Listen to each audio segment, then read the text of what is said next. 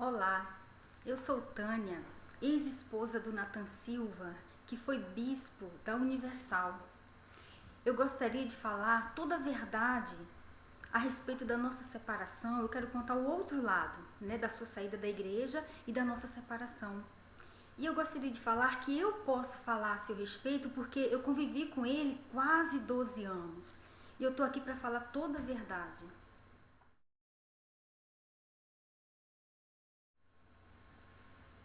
Quando ele diz casamento arranjado, isso é uma grande mentira. Porque quando nos conhecemos, ele me procurou e falou que já me observava há 5 meses. Daí então começamos a conversar, Daí namoramos, noivamos, casamos. Isso durou mais de um ano. E não foi por imposição de ninguém, não foi arranjado, não foi por desespero. Foi algo que nós nos gostamos e daí chegou até o casamento.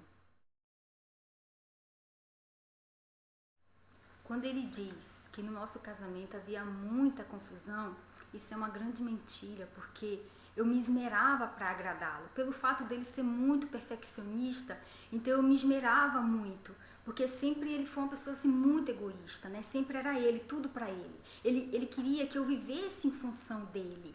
E isso eu me sacrificava para agradá-lo, porque eu queria que ele subisse no altar com consciência tranquila, que o nosso casamento não tivesse mácula. Por isso eu acabava me doando muito de mim, Sempre procurava fazer o melhor para ele, cuidar das coisas dele, e fazer de tudo para não ter confusão. E ele falou que havia muita confusão. Então isso não é verdade.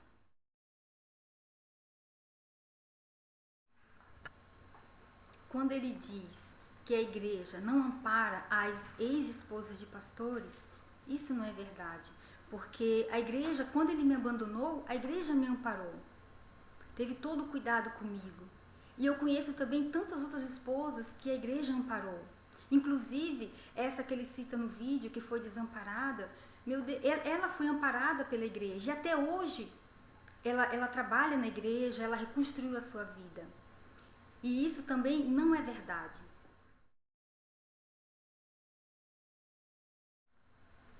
Eu percebi, quando ele estava se desviando da fé, foi quando ele chegava em casa e falava mal da direção, e eu não aceitava aquilo. E ele não gostava, ele ficava muito revoltado porque ele queria que eu concordasse com ele.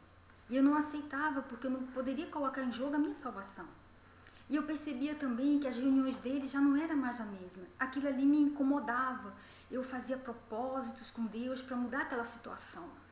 E eu via as reuniões deles, era fria, não passava espírito para o povo, então aquilo ali me entristecia e eu lutava com Deus a esse respeito.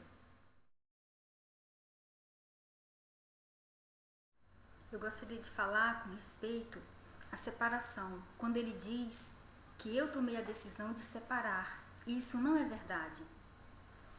Esse dia aconteceu, foi num dia do aniversário do nosso casamento.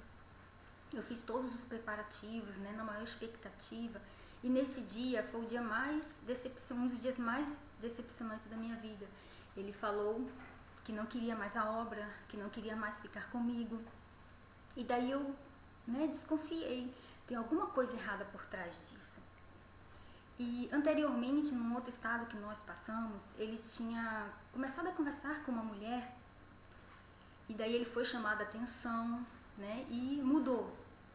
E quando estávamos já em outro estado, aconteceu essa situação.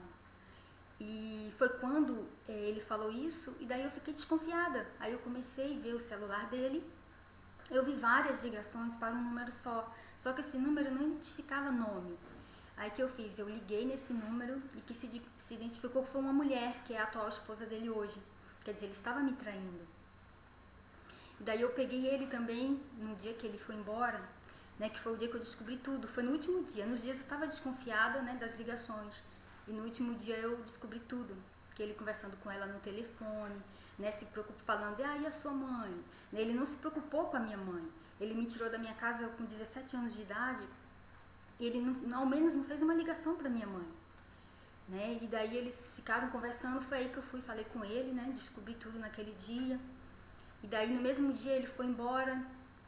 E com poucas semanas ela já estava lá na Bahia. Amigos próximos a mim, né, falaram que ela já estava lá na Bahia. Depois de uma semana já estavam morando na mesma casa. Né? Então, assim, a decisão da separação não foi minha. Eu lutei pelo meu casamento. Eu falei, meu Deus, eu vou lutar até o último segundo. Né? Até quando eu pude, eu lutei pelo meu casamento. Então, isso também não é verdade.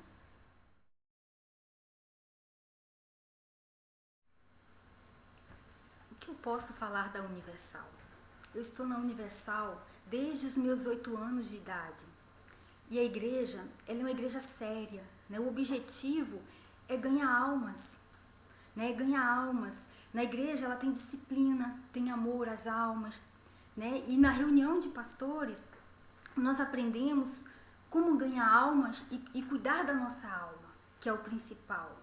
E a igreja ela não aceita coisas erradas. A igreja não aceita indisciplina. Né? Se o pastor ele age errado, ele é tirado. Né? Ele é tirado para recomeçar novamente. E que moral ele tem de falar da igreja se ele me abandonou, se ele me traiu, se ele me deixou? Ele não tem nenhuma moral para falar da igreja.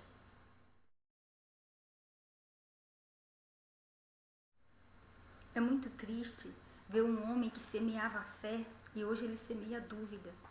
Semeava o amor e hoje ele semeia o ódio. E ele diz que o seu patrimônio é dinheiro.